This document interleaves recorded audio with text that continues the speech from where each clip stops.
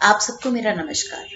हमेशा मैं दूसरों की लिखी हुई कहानियां आपको सुनाती हूँ, लेकिन एक टीचर की जिंदगी में बहुत सारे ऐसे वाक़ये होते हैं जो खुद ब खुद एक कहानी बन जाते हैं। तो मैंने सोचा कि जो मेरी जिंदगी में एज अ टीचर मैंने एक्सपीरियंस किया है और जो मेरे साथ जो घटनाएं हुई उनको शेयर करने में शायद ज़्यादा समझदारी है, क्योंकि वो सब आजकल के बच्चों के साथ हुई है, आज की जो जनरेशन है।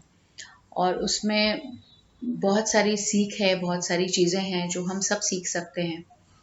तो आज ऐसी ही एक घटना लेकर मैं आपके सामने हूँ, और घटना कुछ ऐसी है कि प्रोएक्टिवनेस के ऊपर है।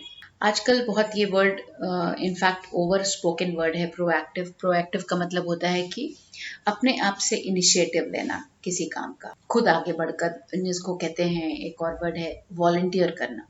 तो ज़्यादातर वही लीडर्स बनते हैं लोग जो कि इनिशिएटिव लेते हैं, जो कुछ देखते हैं और खुद खड़े होते हैं। तो ये एक ऐसे ही बच्चे की कहानी है। ये 2 साल पहले की घटना है, 2019 की।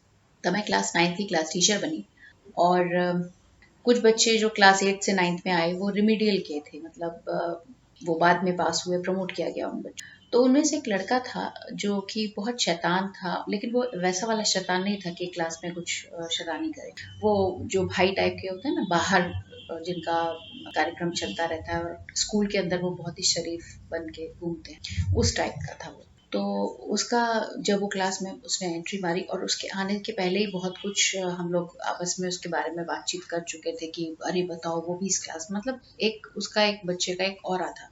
तो वो भाई साहब ने जब एंट्री मारी, तो क्योंकि ये सब रिमीडियल के जो बच्चे थे, मैं चाहती थी कि उनको एक एक बच्चा मिले जो उनको उनके साथ रहे, जो वो बच्चा बहुत सिंसियर हो, पढ़ने में भी अच्छा हो, और वो उनकी किसी ना किसी तरह से मदद करे। क्योंकि ज़्यादातर जो रिमीडियल वाले बच्चे होते हैं वो देखा गया है कि वो इरेगुलर भी होते हैं स्कूल में, और इसीलिए शायद उनका रिमीडियल भी आता है। तो मैं उसको सोच रही थी मैं किसके साथ उसको बैठाऊं, और मैं पीयर लर्निंग पे बहुत ज़्यादा भरोसा करती हूँ, क्योंकि मुझे लगता है कि बच्चे आपस में जितना अच्छे से सीखते हैं, और टीचर की डांट और टीचर का एक खौफ जो है वो उनको नहीं सिखा पाता। So I always encourage peer learning in my classroom. तो मैं ढूंढ रही थी कि इसके साथ मैं किसको बैठाऊं, और मैं सोच रही थी, लेकिन उसी समय एक बच्चा उठा।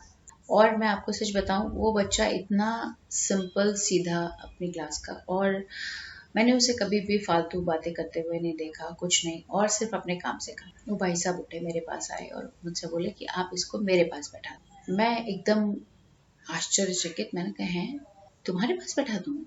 हाँ मैम, मेरे पास बैठा दीजिए, I will take care of. अब मुझे उस समय भी उसका ये जेस्चर बहुत अच्छा लगा, और मुझे आज भी बहुत सोच सोच के मन में लगता है कि बताइए, जो बच्चों को आज ये कह दिया जाता है कि बहुत ही इररिस्पॉन्सिबल हैं और क्या करेंगे ये आगे चल के, वो ही जनरेशन का ये बच्चा है जो कि दूसरे बच्चे की रिस्पॉन्सिबिलिटी लेने की बात कर रहा है। मैं बहुत खुश हुई, मैंने कहा कि नेकी और पूछ पूछ, बिल्कुल बैठा लो अपने पास।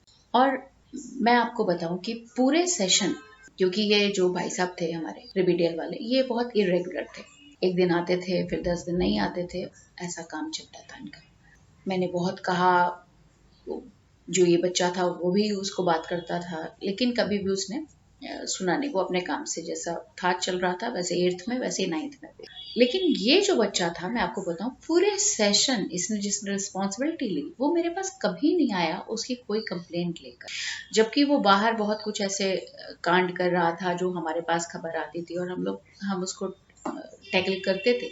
But this boy, he never said anything against that, मतलब he was never negative in his approach। और उसके बाद जब सेशन एंड हुआ, तो मैंने सब बच्चे जो आपस में, क्योंकि एक सीट पे 2 बच्चे साथ में बैठ रहे थे, तो मैंने उन लोगों से सबसे कहा कि तुम लोग अपने 1 साल तुम्हारा कंप्लीट हो गया है, तो आप अपने जो साथ का है उसको आप कितना समझ पाए, कितना जान पाए।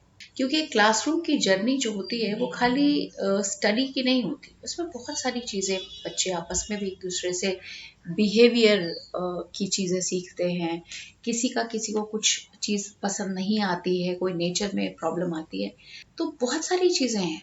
हम लोग सिर्फ एकेडमिक्स की बात करते हैं, और मुझे लगता है एकेडमिक्स तो ठीक है, लेकिन अंत में एकेडमिक्स कोई आपका रिपोर्ट कार्ड नहीं देखने वाला। चाहे आप कहीं पे भी जाइए, nobody is going to check your report card. It is only how you carry yourself. That is more important. तो मैंने जब कहा कि लिखो एक दूसरे के बारे में, तो उस दिन वो बालक तो एब्सेंट था जो रेमिडियल वाले भाई साहब थे, लेकिन ये दूसरे वाले जो हमारा सिंसियर बच्चा था ये प्रेजेंट था। तो मुझे लगा कि शायद कुछ नेगेटिव लिखेगा, कुछ ऐसा लिखेगा कि, लेकिन ऑन द कॉन्ट्ररी उसने सब कुछ उसके बारे में पॉजिटिव ही लिखा, सिवाय एक चीज कि वो irregular, and that was matter of fact कि वो irregular. Otherwise he wrote that he is a very nice boy and he doesn't retaliate, he doesn't respond or react until and unless he is pushed। मतलब जब तक उस बच्चे को आप परेशान मत करिए तो वो आपका कुछ बिगाड़ेगा नहीं। दोनों एक दूसरे के लिए काफी पॉजिटिव रहे, मुझे ऐसा लगा।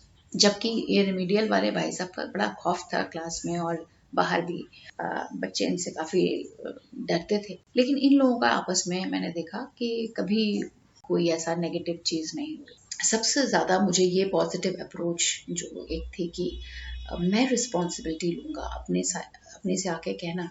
मुझे लगता है ये सारी चीज़ें एज अ टीचर हमें हमेशा इनकरेज करनी चाहिए, क्योंकि हम सिर्फ आगे बढ़ें और हम ही सिर्फ अपने गोल तक पहुँचे, ये तो बहुत सेल्फिश अप्रोच है।